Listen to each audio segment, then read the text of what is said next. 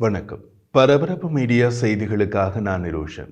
இஸ்ரேலிய லெபனான் எல்லைப் பகுதியில் லெபனானில் இருந்து ஹெஸ்போல்லாவின் தொடர்ச்சியான எல்லை தாண்டிய தாக்குதல்கள், அதற்கு வடக்கு இஸ்ரேலிலிருந்து பதிலடிகள் என்று தாக்குதல்கள் அதிகரித்து வரும் நிலையில் எந்த நிமிடத்திலும் போர் தொடங்கலாம் என்ற சூழ்நிலை உள்ளது. அந்த பதட்டங்களுக்கு மத்தியில் நேற்று செவ்வாய்க்கிழமை ஹெஸ்போல்லாவின் பொதுச் செயலாளர் ஹசன் நஸ்ரல்லாவின் முக்கிய தொலைக்காட்சி உரை இடம்பெறும் என்று அறிவிக்கப்பட்டிருந்தது. இஸ்ரேல் மீது ஹெஸ்போல்லா தொடங்கலாம் என்று எதிர்பார்க்கப்படும் பெரிய அளவிலான தாக்குதல் பற்றிய அறிவிப்பை ஹசன் நஸ்ரல்லா தமது தொலைக்காட்சி உரையில் வெளியிடலாம் என்று ஊடகங்கள் தெரிவித்திருந்தன. அதனால் ஹசன் நஸ்ரல்லாவின் தொலைக்காட்சி உரையில் என்ன கூறப்போகிறார் என்று கேட்பதற்கு லெபனானில் பொதுமக்கள் பரபரப்புடன் காத்திருந்தார்கள். ஹசன் நஸ்ரல்லாவின் தொலைக்காட்சி உரைக்கு சற்று முன்னதாக இஸ்ரேலிய போர் விமானங்கள் குறைந்த உயரத்தில் லெபனான் தலைநகர் பெய்ரூட்டுக்கு மேல் பறக்க தொடங்கின.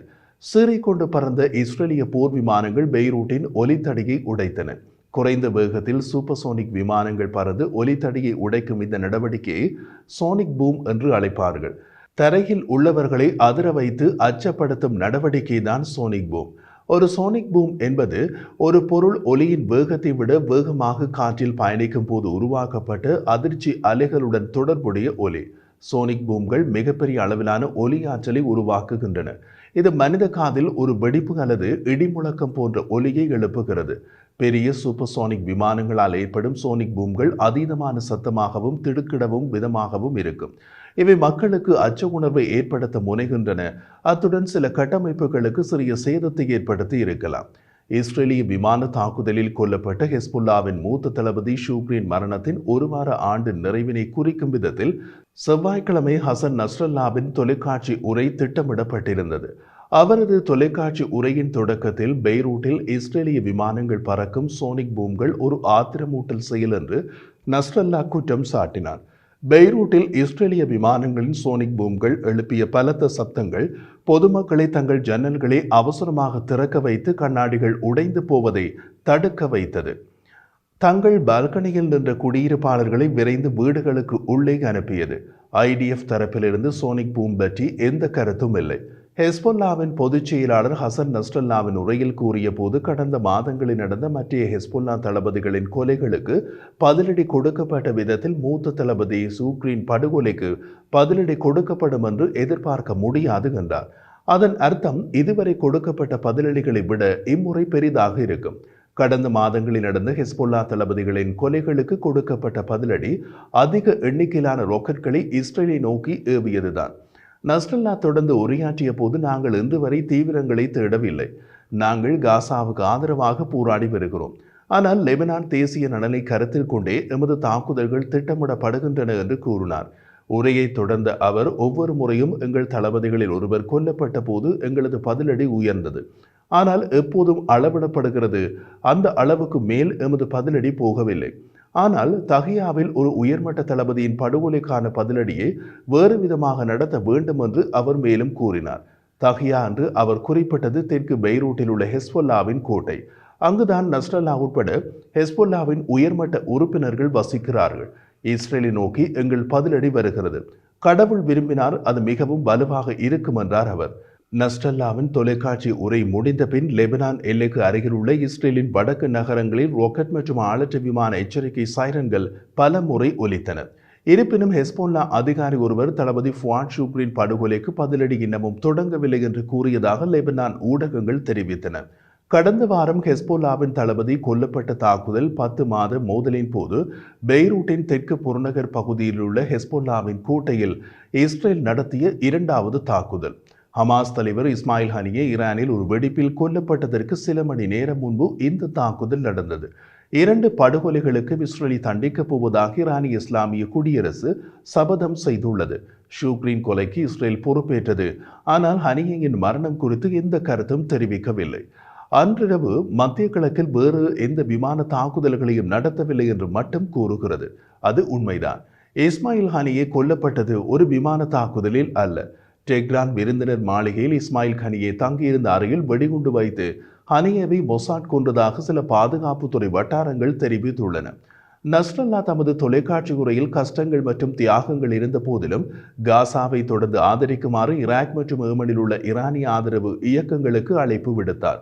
அவர் மேலும் தெரிவித்த போது, எங்கள் தலைமையை மணலில் புதைப்பதன் மூலம் இஸ்ரேலிய ஆபத்தை எதிர்கொள்ள முடியாது. ஏனென்றால் எதிரிக்கு சிவப்பு கோடுகள் இல்லை. ஹமாஸ் தலைவர் இஸ்மாயில் ஹனியையின் படுகொலைக்கு பதிலடி கொடுக்கவும் ஈரான் கடமைப்பட்டுள்ளது என்று அவர் கூறினார். ஈரான் பதிலடி கொடுக்க வேண்டிய கட்டாயத்தில் உள்ளது. ஈரானிய பதிலடிக்காக எதிரி பெரும் அச்சத்துடன் காத்திருக்கிறது. ஹெஸ்போல்லா தனியாக அல்லது பிராந்தியத்தில் உள்ள அனைத்து ஈரானிய ஆதரவு இயக்கங்களின் ஒருங்கிணைந்த பின்னணியில் பதிலடி கொடுக்கும் என்று நஸ்ரல்லா கூறினார். பதிலடி கொடுப்பதற்கான நேரம் குறித்த நிச்சயமற்ற தன்மை இஸ்ரேலுக்கான தண்டனையின் ஒரு பகுதியாகும் என்றும் அவர் கூறினார்.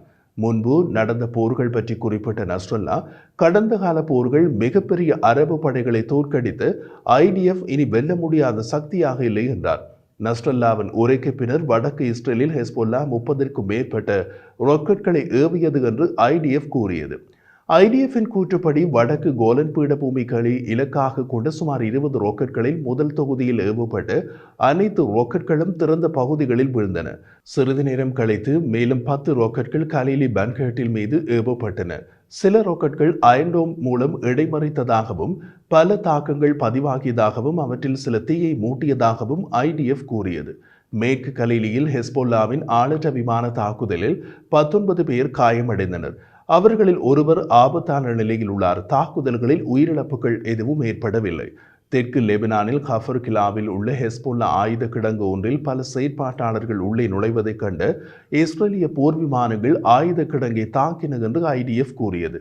ஐடா ஷாப்பில் ஹெஸ்போல்லா பயன்படுத்திய கட்டடங்கள் மற்றும் அபுஷாவில் ஒரு ராக்கெட் லான்ச்சர் ஆகியவை கூடுதல் தாக்குதல்களில் இலக்காகியுள்ளன என்றும் IDF மேலும் கூறியது. அக்டோபர் 8 முதல் ஹெஸ்போல்லா தலைமையிலான படைகள் இஸ்ரேலிய நகரங்கள் மற்றும் எல்லையில் உள்ள இராணுவ நிலைகள் மீது தினசரி அடிப்படையில் தாக்குதல் நடத்தி வருகின்றன. இதுவரை இந்த மோதல்களில் இஸ்ரேலிய தரப்பில் 25 பொதுமக்கள் இறந்துள்ளனர்.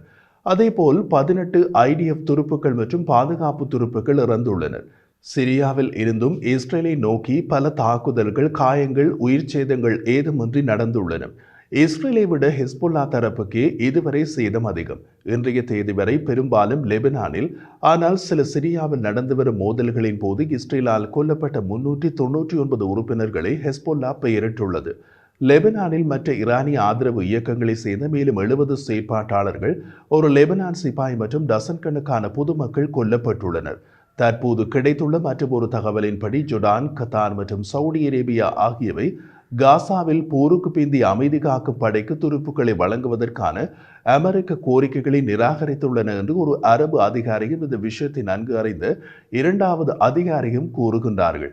போருக்கு பிறகு காசாவை பாதுகாக்க அமெரிக்கா மேற்கொண்டு வரும் முயற்சிக்கு அமான், தோகா மற்றும் ரியாத்தின் எதிர்ப்புக்கான காரணத்தை விளக்கிய அரபு அதிகாரி, காசாவுக்கு அமைதிப்படியாக அனுப்பப்படும் துருப்புக்களின் பணி பாலஸ்தீனர்களிடமிருந்து இஸ்ரேலை பாதுகாப்பது என்ற விதத்தில் இருக்கும் என்று 3 நாடுகளும் கருதுகின்றன என்று கூறுகிறார். மறுபக்கத்தில் எகிப்து மற்றும் ஐக்கிய அரபு அமீரகம் இந்த முயற்சியில் பங்கேற்க விருப்பம் தெரிவித்துள்ளன என்று 3 அதிகாரிகள் தெரிவித்தனர். எவ்வாறாயினும் எகிப்து மற்றும் ஐக்கிய அரபு அமீரகத்திடம் தொடர்ச்சியான நிபந்தனைகள் உள்ளன என்று அவர்கள் தெளிவுபடுத்தினார்கள். அந்த நிபந்தனையின்படி அமைதி காக்கும்படி இறுதியில் இருநாட்டு தீர்வுக்கு வழிவகுக்கும் ஒரு முன்முயற்சியின் ஒரு பகுதியாக இருக்க வேண்டும் என்பது இஸ்ரேல் மற்றும் அமெரிக்காவால் உறுதி செய்யப்பட வேண்டும். இருநாட்டு தீர்வு இஸ்ரேலிய பிரதம மந்திரி பெஞ்சமின் நேதன்யாகுவால் நிராகரிக்கப்பட்டது.